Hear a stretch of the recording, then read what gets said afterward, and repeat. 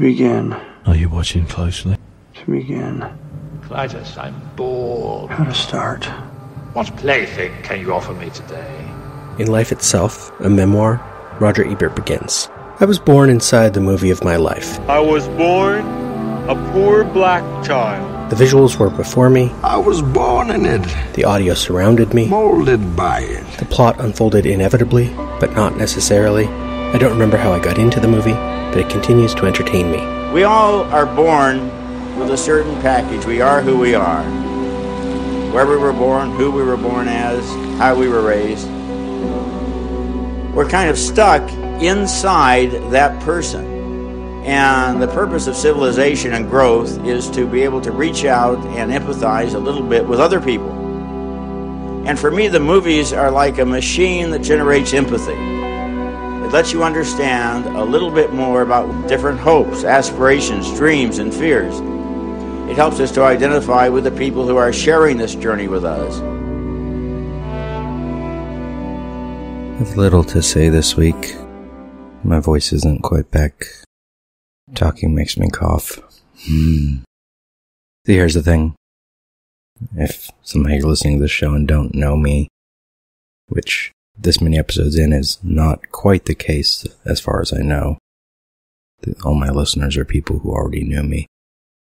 After my little bout of creative block for a few weeks where I was feeling a little like my depression was getting out into me, and lovely timing, I went from that to feeling okay, time to reschedule recording sessions, start editing the couple episodes I've got in the bank, and then I got COVID. And that had me fairly out of it for a little bit. And that was 2 weeks ago now. I've tested negative. I've gone back to work properly.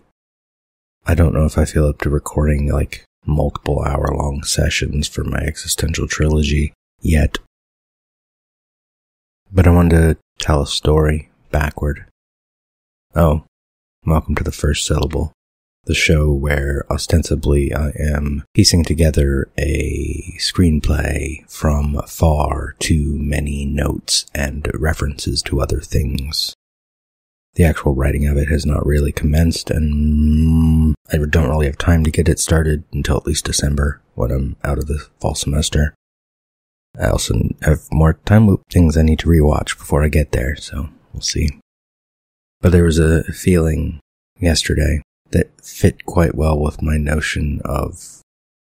I hope the background noise right now is not catching on. There's sirens in the distance, and I think a helicopter. Something's going on, I don't care. But the window's open because it's kind of nice out today. But anyway, I'll tell a story backward. My primary podcasting history has been with Movies by Minutes podcasts. That is, you take a movie, break it down into 1-minute segments, and each of your episodes is about a single minute of the movie. I've done a bunch. Currently I'm doing 3 that tie together. They have overlapping guests, usually other Movies by Minutes hosts. The current ones are Minutia Ex Machina, The Groundhog Day Project Minute by Minute, and Eternal Sunshine of the Spotless Minute, covering respectively, in case it's not obvious, Ex Machina, Groundhog Day, and Eternal Sunshine of the Spotless Mind. The middle one in particular is how I got to the first syllable, or the screenplay, that will be called the last syllable of recorded time. And that's because I've been obsessing more about time loop stories and finding more and more of them. My index of video games, TV episodes, and movies is currently, I believe, at 279. It's a list on IMDb I made. And of course, there's also comic book ones and book ones that wouldn't be on IMDb. Sitting next to me on a shelf right now is Universal War 1, which I've read about half of it so far. On the shelf in front of me is a book called One Fine Day. There's a copy of, where'd it go? Somewhere on the shelf in front of me is a copy of All You Need Is Kill, which is the basis for Edge of Tomorrow, in case you don't know. But in obsessing more about time loops, I decided I wanted to write my own, and I want mine to reference as many of the other ones as I can. Through direct quotes, through shared names, shared situations, whatever. That's what this show has been about. But work backward. I probably would have ended up doing some sort of podcast. It would have inevitably been about movies because that's my special interest from forever. But specifically, I got recruited into the Movies by Minutes format because Sean German asked me to be a guest on his podcast covering Groundhog Day, which was called Groundhog Minute.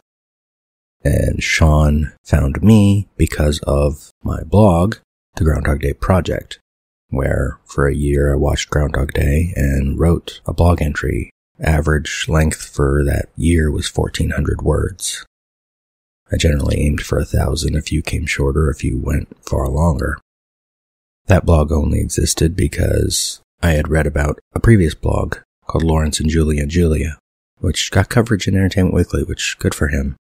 But my thought when hearing about that one was, why would you pick Julie and Julia as the movie to watch every day for a year? Groundhog Day would be perfect for that. And it was, and it is. And so that's what I did. And that led to my master's thesis about blogging and the way we create self on the internet, which I could do so much more with that now if I wrote that. I mean, that was 7 years ago. When did I write my master's thesis? I forget now what year that was. But working backward, that was Lawrence Dye writing his blog about watching the movie Julie and Julia every day. Another sort of obsession of mine in that year of my blog was obituaries and sort of legacy, like things we leave behind. I was obsessed with death. I started that blog when I wasn't in a very good mental space, but worked back from there. And Lawrence wrote a blog about Julie and Julia because it's a movie based on a book, based on a blog, where Julie Powell set out to cook all of the recipes in Julia Child's cookbook. And so I'm still getting past COVID, still have shortness of breath, get tired easily. Whenever I've been sick, because of my asthma, a cough will linger and I feel like this one's going to be around for a while. But then yesterday the news was going around that Julia Powell had died. She's only a few years older than me. I wrote about her in my blog. And she died pretty much because she had COVID in September. October just ended as I'm recording this. It is November 2nd. And essentially she had COVID, didn't really recover, was sick again, went to a doctor with something they called a black hairy tongue, which that doesn't sound pleasant, tweeted about that, and the next day died, apparently from cardiac arrest. And meanwhile, I'm having still like shortness of breath and chest pain and everything else from having COVID the last couple weeks, and I'm not quite in the space to talk for hours about movies yet. I don't think. I think I'd cough too much. I'm surprised I made it this far for this one without having to mute the mic and cough. Of course, if I muted the mic and coughed, you wouldn't know, would you? But I haven't had to. And there I jinxed it because I just had to mute the mic to cough. Figures. But I realized I wouldn't be doing the podcasts I'm doing. I wouldn't be doing this podcast without Groundhog Day Project Minute by Minute podcast. I wouldn't be doing that without all my previous Movies by Minutes podcasts. And I wouldn't be doing that without Sean German asking me to be a guest on Groundhog Minute. I wouldn't have been doing that if I hadn't written the Groundhog Day Project blog. Hadn't written in that if I hadn't read about Lawrence and Julia, which that wouldn't have existed if the movie Julie and Julia hadn't been made. And that wouldn't exist if Julie Powell hadn't written her book about her blog, about her attempt to put some order in her life when her marriage was not going great. But had me thinking again about death, which is interesting because it's also sort of a theme in my screenplay I haven't written. The last syllable of recorded time is all about sort of a metaphor for at some point you will be dead.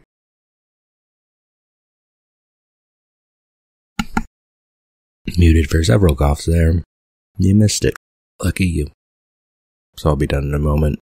I think I'm all talked out. I think that proves my point about not being ready to do longer podcast recordings.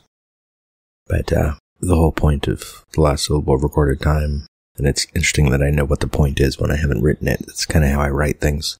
It's about mortality. It's about figuring out what you want to spend your time doing. I said in the previous episode of this show, watching movies and talking about them is what makes me happy. At the moment, I might not be able to do that, but I'll get back to it. And if I write the screenplay, It's about people who like movies. Connor and T are definitely movie nerds. T's also into theater. Gray's into theater.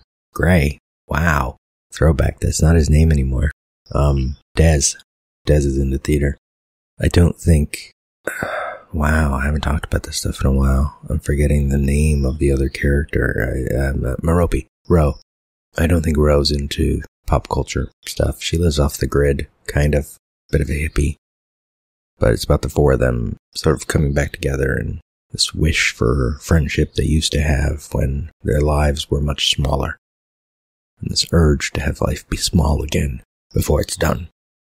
You don't have all the worries of adulthood and life and work and politics and society and all of the things that come with all that. They don't have marriages and kids and whatever they've got. I know Dez is married. I think he might have a kid. I haven't really decided. I think Connor may have been married, but it's something I haven't decided fully.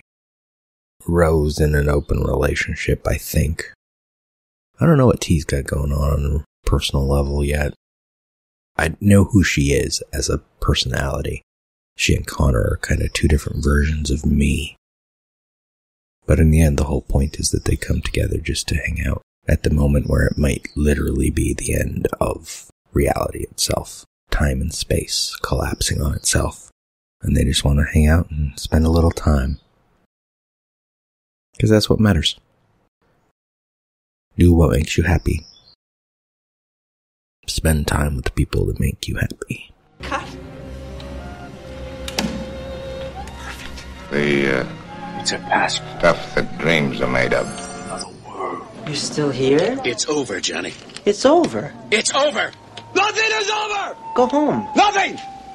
You just don't turn it off! Go.